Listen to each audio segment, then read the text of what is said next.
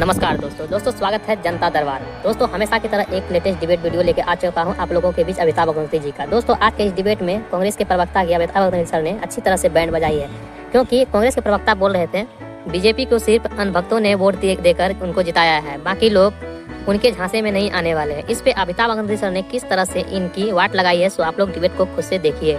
चलिए शुरू करते हैं। दूं आपको ये हार जीत का अंतर, मैं ये नहीं कह रहा कि कौन हारता जीतता, ये 10-15 हजार में सिमट जाता। अगर मोदी जी जीतते तो 15,000 और अजय राज जी जीतते तो 10-15 हजार। मैं सही कह रहा हूं, और मैंने आपसे पहले भी कहा था कि नहीं, देखिए घमंड किसी का नहीं है। बस मैं इतनी बात कह रहा हूं, इनको बताऊं क्या, राम भक्तों ने हरा दिया, और जो वोट इन्हें दिया है वो अंधभक्तों ने दिया। राम भक्तों ने तो हरा दिया, बिल्कुल हरा दिया। देखिए आप बताइए, अभी मैं सुन रहा था कि अफजल अंसारी साहब कह रहे थे कि मछली शहर, गाजीपुर और चंदौली तीनों एडजॉइनिंग है वाराणसी की, हार गए सीट। तो मुझे बताओ चरिश्मा कहाँ है, बताइए आप, कहाँ चरिश्मा नहीं है? ठीक, इस बात को आप भी ठीक। राज भाई भी रुकना होगा।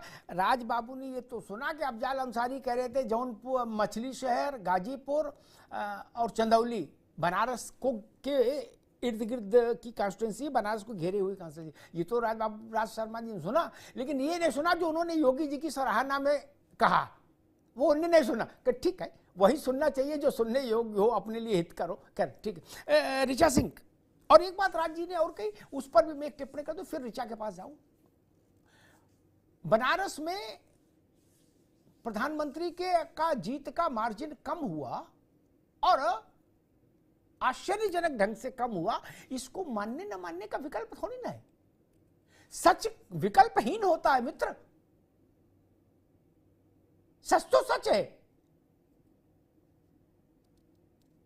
ये हेरा फेरी झूठ में होती है, सच में ना कुछ जुड़ता है ना कुछ घटता है। सच तो वैसे ही है। हाँ, घटा है मार्जिन, इसमें कौन इनकार कर सकता है,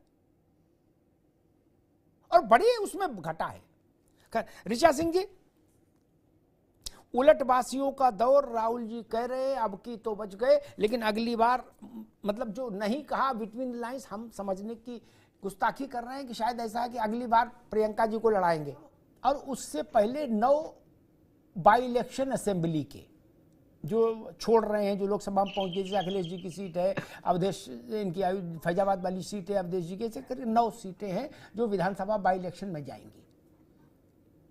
समाजवादी पार्टी और कांग्रेस का गठबंधन जारी रहेगा या गांठ ढीली पड़ने की कोई स्थिति परिस्थिति? जैसे मैं तो भाई अनुभव से देखकर सीख रहा हूं। जैसे केजरीवाल ने जिस दिन आचार संहिता हटी, 11 बजे आचार संहिता हटी, 11:01 पे उन्होंने अनाउंसमेंट कर दिया कि कांग्रेस को तलाक, अब कोई रिश्ता नहीं। बोले कांग्रेस कौन? बोले हम नहीं जानते, लोकसभा का था मामला, अब विधानसभा में खुला खेलेंगे हम लोग अकेले। भाई मैं एक बात तो पहले आपका जवाब दूंगा, उससे पहले मैं मनीष भाई की बात पे कहता हूं। मनीष भाई, पहले तो आप पे हाथ जोड़ के विनम्र निवेदन है, आप ये क्लियर कर लो कि विश्लेषक हो या आरएसएस के व्यक्ति। आप मुझे ये बताइए कि कांग्रेस पार्टी ने कहां लिख के दिया था कि आपको हम 8,500 देंगे? क्या बातें कर रहे हैं आप लोग, भेज देते हैं क्या? 15 लाख रुपए आपके अकाउंट में आ गए थे? उन्होंने तो डायरेक्ट कहा था एक एक आ जाएंगे हमारी सरकार आने के लिए। हमने कहा राहुल गांधी जी ने, कांग्रेस पार्टी ने कहीं लिखा कि अगर बिना सरकार के भी आपको 8,500 रुपए देंगे? आप लोग विश्लेषक हो भाई, आप महत्वपूर्ण व्यक्ति होते हो, और आप बायस हो जाओगे मनीष भाई, तो ये बहुत दुख पहुंचता है। इस देश को बचाने में अपना योगदान दो, आप पार्टी को बचाने में योगदान मत दीजिए। अच्छा नहीं लगता है? आप झूठ बोलोगे तो मेरा क्या होगा है? अरे प्रवक्ता 2 बार को झूठ बोल जाए, उसे डिफेंड करना है, आप क्यों झूठ बोलोगे? आपकी क्या ऐसी मजबूरी है? कहां दे दिया मुझे बताइए आप। मैं आपकी 3 दिन गुलामी करूंगा कि जहां लिखा कि हमारी सरकार ने। अरे ये तो कॉमन सेंस होना चाहिए ना कि भाई सरकार आएगी देंगे। अच्छा राज भाई, आप क्या कह रहे हो कि जो महिलाएं आपके दफ्तर का घेराव कर रही हैं, यही बीजेपी वाले भेज रहे हैं, ऐसा कह रहे हो?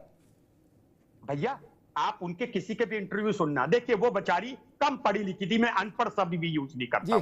उन्होंने यही कहा, हाँ कहा था सरकार आ जाएगी तो देंगे। अब मनीष भाई आप मतलब बहुत दुख पहुंचता है इन बातों से। आप बायस ना हो जी, कोई भाई ऋचा जी, आप इनके दफ्तर में महिलाएं क्यों भेज रही हैं?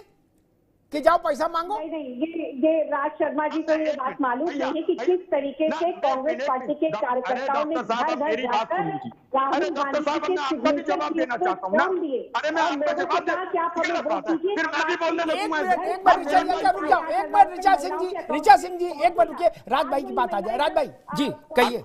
अभी मैं, अरे मेरी बहन ऋचा, आप देवी का स्वरूप हो, आप राक्षसों का समर्थन मत करो। मुंगेरी लाल का सपना आपने कहा था, मुंगेरी लाल का सपना आपने कहा था, किसने देखे थे मुंगेरी लाल के सपने? आपकी 80 में से 81 सीट यूपी में आ गई, 540 सीट आपकी देश में आ गई। मुंगेरी लाल के सपने ये थी। आपको तभी राम भक्तों ने वोट नहीं दिया, जो आप जिनकी दृष्टि आपने छीन ली, उन्होंने आपको दिया। और आप लोगों को शर्म नहीं आ रही? आप अयोध्या तक को, अयोध्या वासी तक को सनातन नहीं मानते हो? अरे वोट ही तो दिया। एक बात याद रखना, आप इस देश की जनता को नागरिक मानना शुरू कर दो। ये जो प्रजा मानना शुरू कर दिया आपने, आप लोग खत्म हो जाओगे। और याद रखना, मेरी बात सुनना, ऋचा मुझे तो कर कुछ उल्टा दिया। राजीव गांधी यहाँ हाथ पे मतलब खाली हाथ रह गए। तो ये तो सियासत है।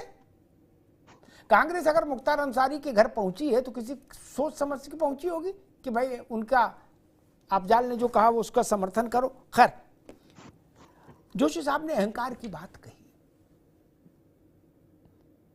आज सब लोग कह रहे हैं, बहुत सारे लोग इंडिया अलायंस में भी कुछ दल कह रहे हैं कि 400 पार का नारा नहीं देना चाहिए था।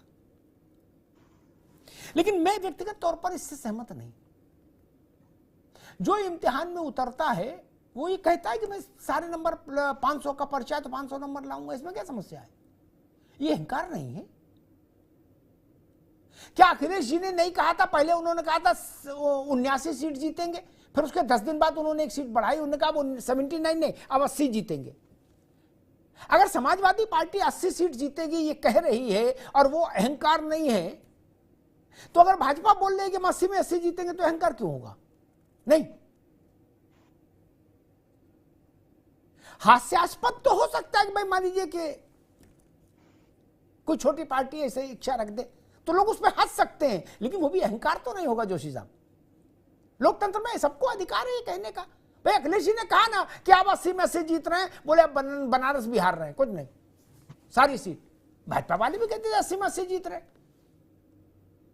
हालांकि राज शर्मा जी कह रहे कि भाजपा वाले कहते थे हम 80 में 81 जीत रहे, 80 में 81 कभी नहीं जीते, 80 में 80 की बात कह रहे थे। खैर, ऋचा सिंह, ये बात मैं फिर वहीं आता हूं। अफजाल अंसारी और उनका परिवार पूर्वांचल की राजनीति में उसकी एक अलग किस्म की बड़ी भूमिका रही है। और मायावती और अखिलेश यादव, मुलायम सिंह यादव दोनों के नजदीक रहे मुख्तार अंसारी, दोनों की पार्टियों से सदनों में पहुंचे। अब अफजाल अंसारी हैं। ये जो नया सुर आया है, यहां बैठ के शायद इसकी ज्यादा तपिश न महसूस हो, लेकिन पूर्वांचल में इस पर बड़ी चर्चा है। हर आदमी एक दूसरे से पूछ रहा है भैया इसका मसला क्या है, इसके मायने क्या है जो अफजाल बोल रहे हैं। आपको कुछ समझ में आ रहा है इसका मायने क्या है? और कांग्रेस भी कह रही है कि योगी जी को सैल्यूट।